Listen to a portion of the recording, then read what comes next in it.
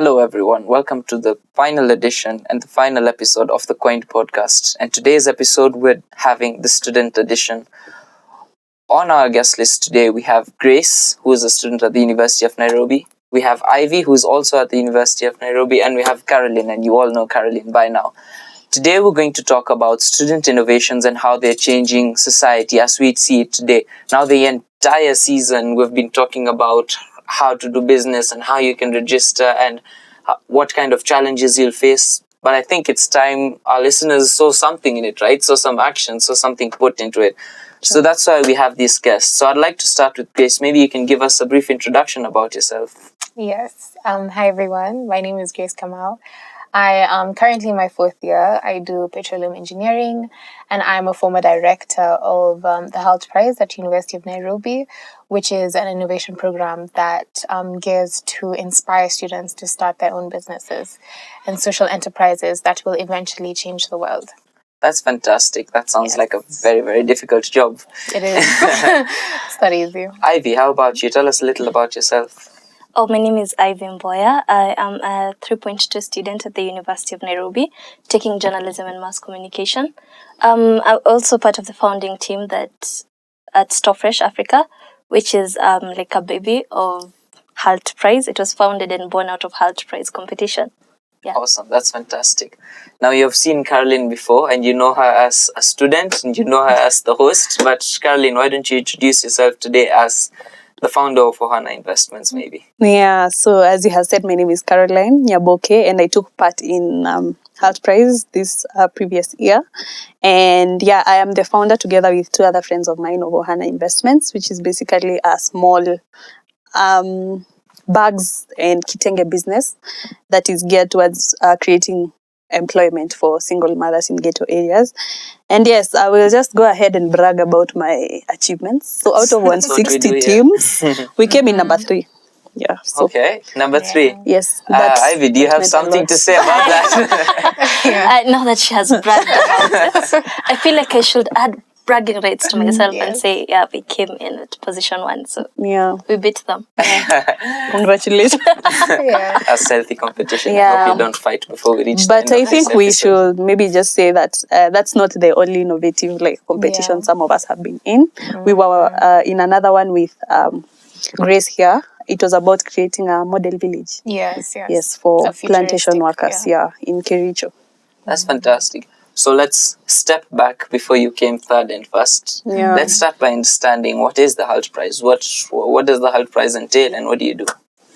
So at the Hult Prize, like I said, we inspire students because we can't do the work for them. So the best thing we can do is kind of show them how a successful social enterprise is, and then introduce them to mentors and experts that would really inspire them and I'm just literally using my hands together, quite literally, so they can start thinking of grand ideas to change the world. So Hult Prize is built on a premise on, gaining startup funding for as large as $1 million. So that's really what gets people to join the Hult Prize, because everyone wants to be a millionaire, right? And a million, exactly. Exactly, $1 million. So everyone wants this $1 million, and they're like, how am I going to use it? How am I going to change the world with this money? And that, in line with the SDGs, we all know the SDGs at this point here, the Sustainable Development Goals, that's ending in 2030. And it's scary to think that we might not reach that deadline. So it's just, it's a very fun, let me say, challenge game where you're it's like you're in a simulated reality where you're like, I have $1 million. How am I going to change the world? What am I going to pick? How will I, use whatever is around me? Which companies do I need? Yeah. That sounds like a lot, as I said at the start of the episode. Yeah. I understand Hult Prize is one of the world's largest social entrepreneurship movement as well. And that's fantastic. But moving over to you, Ivyie and Caroline, you're exactly the kind of people that our audience who are listening to us are. You started with no business knowledge, Ivyie, and you entered into Hult Prize with a simple business idea, not knowing how businesses operate or what the ABCs of business are. So take us through a bit of your journey about how it all happened, how you why you participated at the Hult Prize, first of all, and your journey through learning and becoming, somewhat of a business person. Oh, that's interesting. I first participated because a friend of mine needed to fill his team. That is literally why I came in. Because one of the qualifications of Hult Prize, you have to be about 3 to 4 people in a team. So the call came in for Hult Prize and the theme was brought out. And my friend was like, you know what? I have got this idea and I want us to join Hult Prize. And I was like, I don't know how to run a business. How are we going to do that? And then he said, you know what? You just come in. I'm pretty sure we'll learn along the way. And it's been really amazing because we started out with theory. It was all on paper. Something we just sat and thought about and like brought it in. But by the time we were finishing all the stages of Hult Prize, this is something that had grown. This is something that would come out and be a business on the ground, not just in theory. And we'd gotten a lot of insights, a lot of tips from the people who were meeting, our fellow competitors, the judges, the people who are being invited to speak on this. And it's been a really big growth stage for us. Right, so it started from knowing nothing about business to becoming someone who can run their own beer shara very comfortably now. Very comfortably now. How about you, Caroline? What I'd say is Hult Prize did a lot for me. I can partly say that it is the reason why we are here. Yes, that's why I even thought about doing a podcast about innovations and startups and entrepreneurship.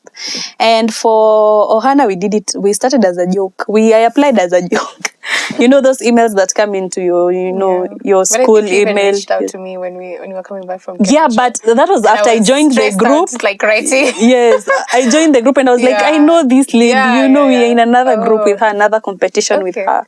I didn't know you were the director. So I just fill in like on the email and everything, the way they blast your email. And then I was surprised, like you guys reacted so fast. I'm used to applying for things and then they reply later, like they replied months later. Yeah.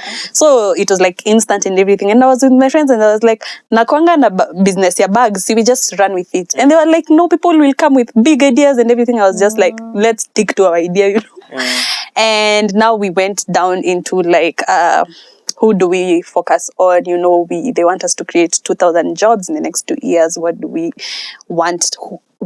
Which kind of people do we want to create jobs for and everything? And that was another source of conflict because they were feeling like me, women empowerment. I wanted to narrow into like women, single mothers in ghetto areas and everything. And they were feeling like we won't go far with that because it is specifically targeted towards single mothers in ghetto areas, yani women, only without the men. But funny enough, that is what actually accelerated us to go to that. We were not expecting to get to that level. I will have to say, we were not expecting. Hult Prize is such a good thing. It can take you. It will grow you. It will grow your mind. It will open up how you see things. We met people like in a Peter Mall and everything. It was amazing. For me, the experience was amazing. And I can say it's the reason why we are here. I would never have thought of starting a podcast of startups, entrepreneurship, innovations, because I had not interacted with such things until Hult Prize. And partly I feel bad because I joined Hult Prize in my final year.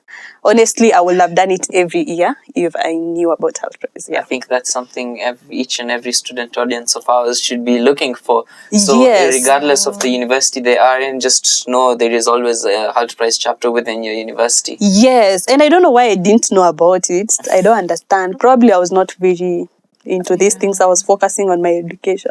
Weirdly enough, I actually knew, like I used to see the emails at our students' emails, but like in my head, this is entrepreneurs. To me, that's such a big word. I didn't think I could be an entrepreneur. So I used to just ignore them. Yeah. Right. Let me bounce to Store Fresh Africa. That's yours and your team's brainchild.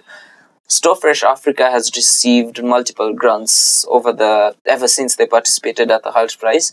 Tell us a little about that and how you moved on and what you're doing with those grants, where you're moving, what are you looking forward to? Okay, so we've got a few grants since Hult Prize. So we're able to get up to 9,000 USD in funding. And what we did basically, a lot of that money was spent in running a private beta. in that we actually now had to go to the ground and see, okay, we have this sort of perfect idea on paper. How is it going to translate to the ground? How are we supposed to improve on it?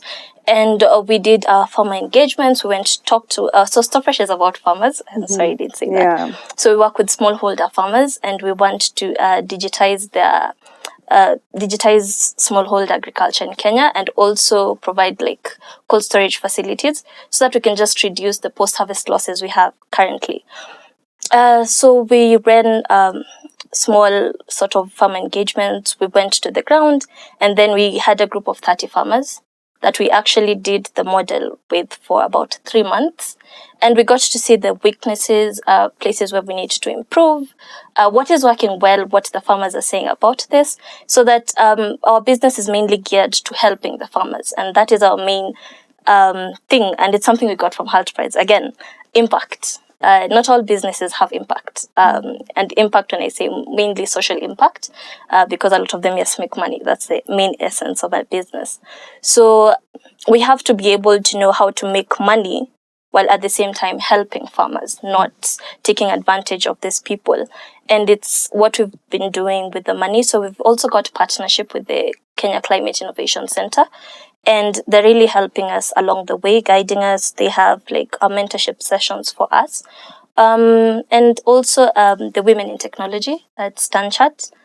Those people are also very amazing because there's a competition we participated that we didn't win, but they still keep you, and especially for the ladies, it's been very helpful.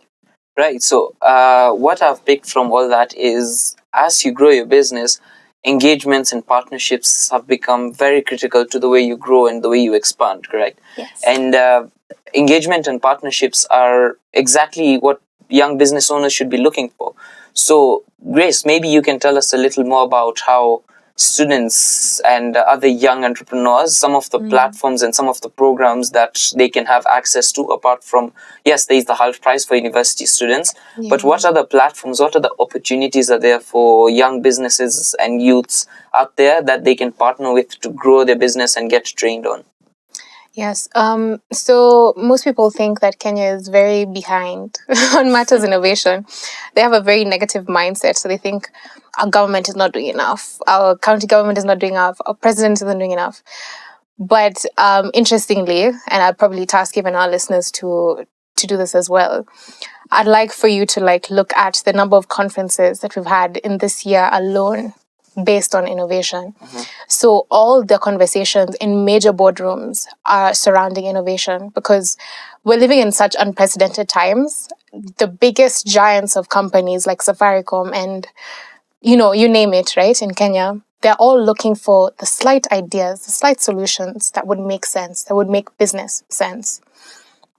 And that's where students come in, because as students, we're not weighed down by the world. We're not, we're not tired. We're not exhausted. We're, fresh. We've come to university. We're here to learn. We're here to experience life in a different way. So most of these companies actually just reach out to associations such as Hult Prize, or reach out to just groups of people. It also depends on how you brand yourself. If you're a consultant, or if you are, if you've specialized in a certain skill, if you can innovate around that, any company in Kenya is willing to put their money into your innovation, so long as you know what you're doing and you have confidence in what you're going to, present. So that's basically what I would start by saying. The second thing is, like I said before, there are many conferences, there's many exhibitions, there are many setups that, yes, our government and also the private sector have kind of set up for enabling conversations around innovation. You'd find that you go to a conference, and I went to one on Kenya Space Agency, and they were talking about innovation, and you have different exhibitors, and there were University of Nairobi. Obviously, I'm biased because of University of Nairobi. So there was an innovation there from a University of Nairobi team, and they got a grant through Kenya Space Agency. And there's lots of huge companies, people designing satellites and stuff, but there's a spot for university students. And I thought that was incredible. So it's just being exposed, showcase your skills, Yeah. prove that you should be in those meetings. And each time that you go there, get someone's contact. Luckily for us Kenyan young people, or unluckily, I don't know, we don't really, we haven't started, looking into such opportunities. So you find that the seats that are in the room are very few, but it's always free. The doors are always open, but you will never find more than 20 young people in the room. So you going to that opportunity and accessing that, you have almost 20 people who are willing to invest up to 10 million shillings into just the small ideas that make sense. And if you can get 5 of their contacts, I mean, you can literally move mountains in that sense, and really brand yourself as an innovator in this country. That's fantastic. I know there are various institutions that do this, and actually one of our key partners in this podcast, Acquict, is also part of this. So you guys should, really check that out. Yeah. I'll move to you, Caroline. We talked in a previous episode about how sometimes as student innovators, when we approach investors or customers, we're not taken so seriously. When you started your bags business, in a very brief manner, what did you do to overcome this? First, I really believed in my idea. To the point even, I had to convince even my friends, even my partners that it was an idea worth running with, you see. So I think just as we said, first believe in yourself, believe in your idea, And once you believe in your idea, as she has said, you will miss this and that. See, as so fresh, you have done many competitions. You have not gotten all of them, but you will hit also some of them. You will get some of them. So just be confident in your idea. Get the information. Also be willing to learn. Something else about Hult Prize, they brought people like Professor Bitange Ndemo, and he was giving you his opinion on what you should do in terms of making your idea better. Be free, open to learning for free. Oh my God, university students, you guys have opportunities. Like just as she has said, the opportunities are there, but very few people take those seats, So as university students, you have access to all these things for free. We have access to all these things for free. So just take up the opportunities, be willing to learn.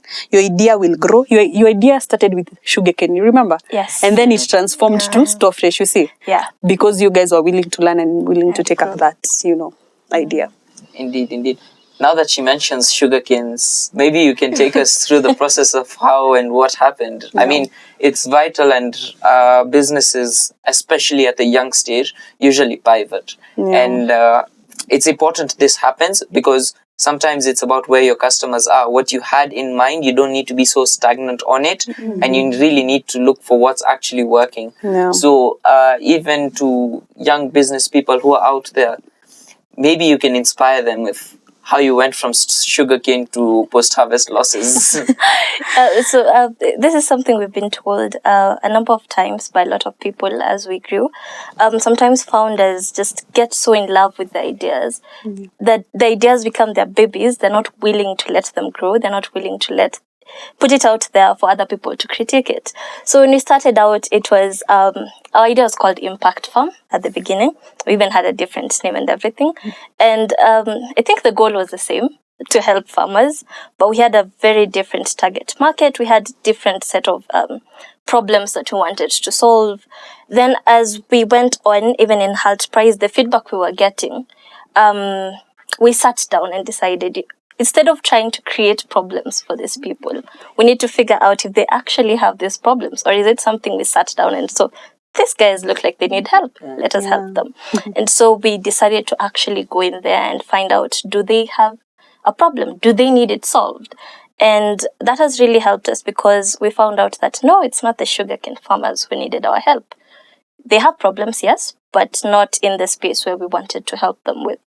And in so doing this, we were able to create our niche, find the places where we wanted to get into. And so that is when we sat down and decided, let's even rebrand, change the name to Store Fresh Africa to be further in line with what we are doing at the moment, and also get broader visions, get to be able to grow this into the direction we want it to go. not just something we sat down and decided we want to do. Yeah. Fantastic. Grace, let me ask you, you've probably worked with so many startups by now, Yeah. being part of the Hult Prize and various other programs. What industry do you see most of the startups targeting nowadays? What's the saturated market? It's a tough question, man. As Professor Nemo said, Africans are very blessed because we have so many problems.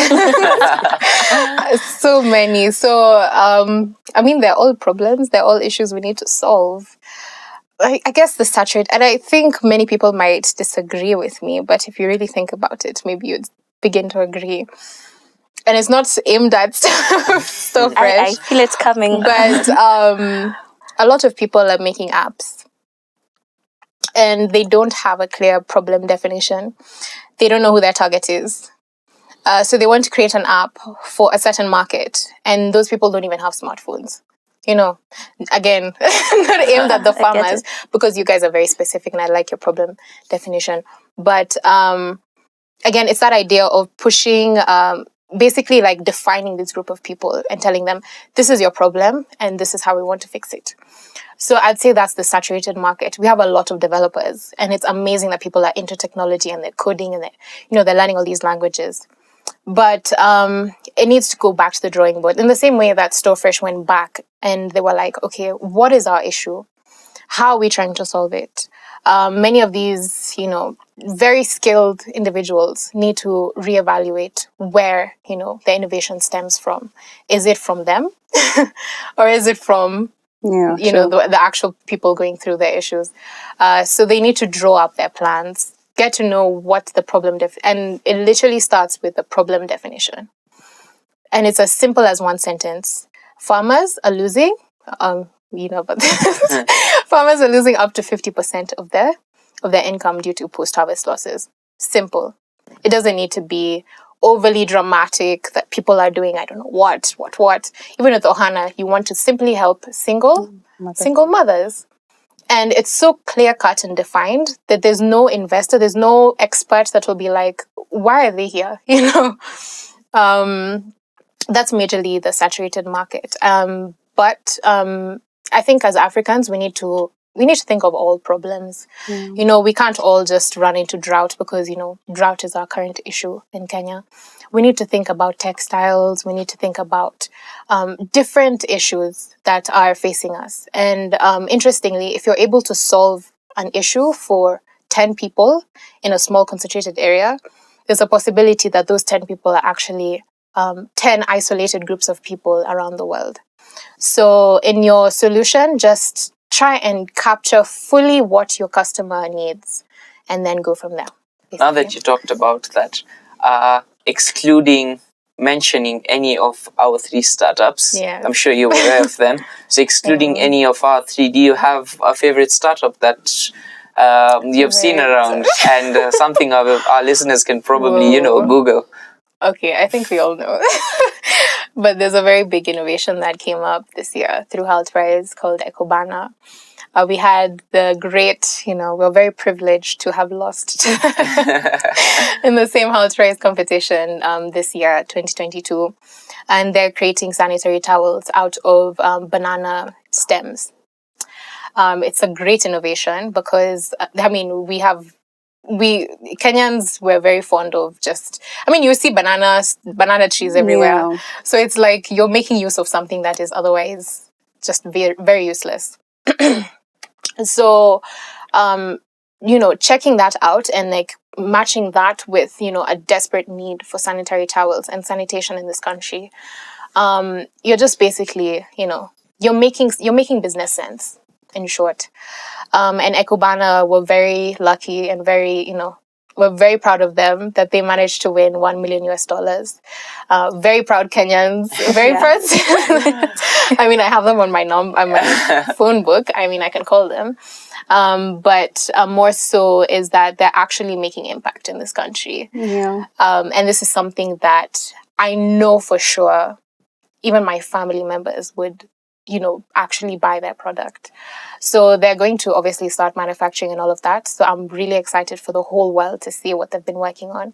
I've looked at their samples as well, and it's it's quite nice. And I'm very, very happy because they really took time to understand the issues that young girls, especially people who live in isolated areas and poorer areas or rural areas in Kenya, what they're actually going through. And it just makes me happy to think that they've made it and they're my age. Absolutely. And they're university students. The best just like thing us. about Kenyans is when one Kenyan wins something all and win. becomes on public stage. It happened with A win is Peter a win. Tabithi when he won Teacher of the Year. Yes. It happened with Eliud Kipchoge when he ran 159, and now it's happening with Ikobana. Yeah. And we're all equally proud. I think that's, a very proud culture.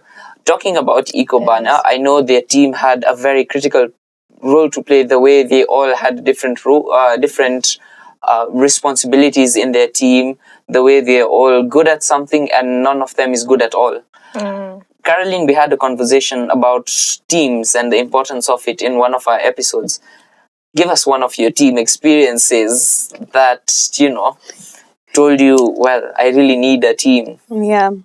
Well, my team was amazing. First, Sylvia Sarang and Alila Esther were amazing. First of all, they were really, when they came on board, they were fully on board. They started becoming passionate about what I was passionate about. And I think as a group leader, you need to, communicate your vision and, help people understand why you're passionate about what you're passionate about. But for us, as something Grace mentioned, really, spoke to me, but it's mostly about, it is better if you're solving a problem, which is also, your part, impacting society and even impacting you, a problem that you have gone through. Personal, yeah. So one of my team members was also raised by a single mother, and I felt like her experience, also contributed so much into what we were doing. And as a team, they were perfect. There was a time I even forgot the presentation was the next day. They all came into my room and they were like, no, you have to practice and everything.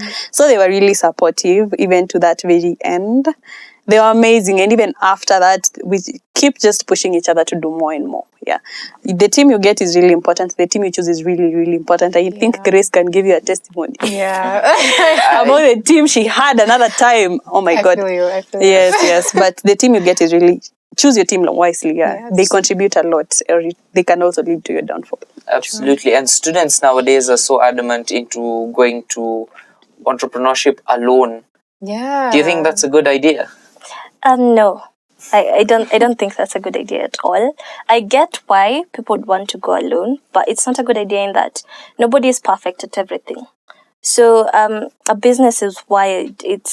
You'd get like if somebody is making an app, yes, it will need the developer, the techie person, but it will need somebody who can market. There are millions of apps made every single day, and not all of them make money. Not all of them are out here. So it needs somebody who can put it out there. It needs somebody else who can be able to say, okay, so we have this app and it's out there. This is how we can make money. So I feel like it needs a bunch of people who can be able to work together to come up with something. You can't say you are the techie person. You are also the finance person. You're also the brains of this thing. It can't work. It's just too much on one person.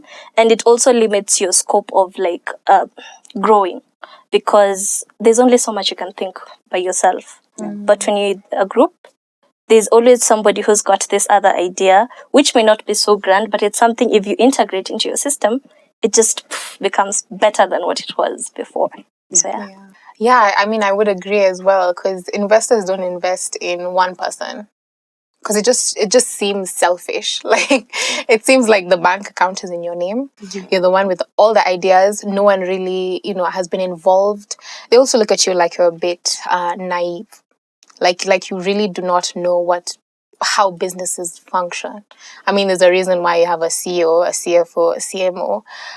You can't just be the CEO, the founder, the head of finance. I don't know what. It's just too much. And I mean, if you take on too much, you'll fail by design.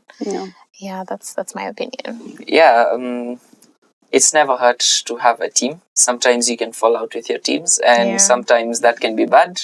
But it's always for the better. It's always important you look for the team you want to be with, the team that sees your vision, and the team that can help you drive through it. Obviously, people in a team have different levels. Someone is an executor, someone is a planner, someone is a speaker, someone is good with connections, but not everyone can play all roles. And I think that's very clear with how some of the startups, not just in Kenya, but across the world, some of them have just decided to collapse.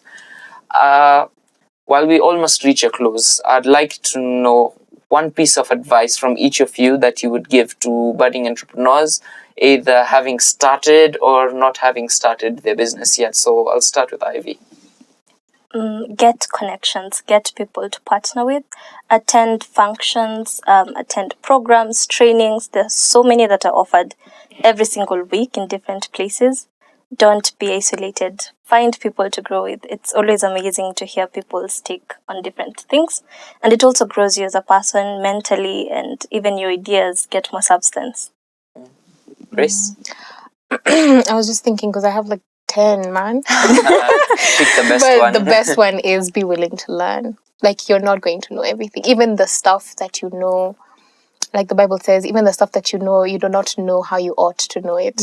So just be willing to be advised. And you can be advised by anyone. Don't look at your grandmother and be like, you don't know anything about business, you've never been to university, I'm not going to take your advice. Everyone's everyone's input into your business is always going to be for the better. Even if it sounds like an insult and you feel like this person, by the way, has my worst interests at heart. At the end of the day, they're looking at an angle that you didn't. So perhaps just rethink and always be willing to backtrack to go forward. That's it. All right. And how about you? What's that one piece of advice, considering this will be the last episode for the season? What I'd like to say is, every opportunity that comes your way, just take it, grab it. I think Mitesh can also agree. When I reached out to you about this podcast, and he's like, I'm in, you know. So take every opportunity that comes your way. You don't know where it will take you, you don't know where it will land you. Take it, try it. Yeah. Awesome. So to finish off, I'd like to play a very short game with our guests, our special guests. Guests. Yeah. And it'll be basically something of a quick fire round. So I'll mention a word and you can say the first thing that comes to your mind when you hear it, right? So who would like to start? I was going to say ladies first, but both of you are ladies, so who wants to start? Okay, Ivyie. Can I also participate? Yes, definitely. Yes. Awesome. So, Yes. okay, definitely. Fine. We'll start. Student. I think Caroline should start then. Since she wants to. University of Nairobi. But she's very eager. Wow, the VC will definitely be happy to hear that one. Student, University of Nairobi. Youth. Me, Steve. Yeah. Oh, Youth will youth. definitely be happy to hear that Money. one. Studio. Youth. Aquicts. Side hustle. Me, Steve. Youth. Food business. And plants. Plants. Side hustle. Rose flowers, baby. Okay. Ivyie. Young businesses. Startups, Pizza. Ooh, food, snacks, Young businesses. Pizza. Goodness Lord. I think that was your answer. Weekends. Weekends, sleeping in. Team. I think that was Family. your answer. Grace, let's finish with you. Weekends, Business. sleeping in. Ideas. Team. Students. Family. Opportunity. Recording. That's cute. Fun. Connections. Ideas. Possibility. Finally. Opportunity. Outprice. Recording. Joining. Fun. Thank you so much for joining in today. We have Grace, Ivyie, and Caroline.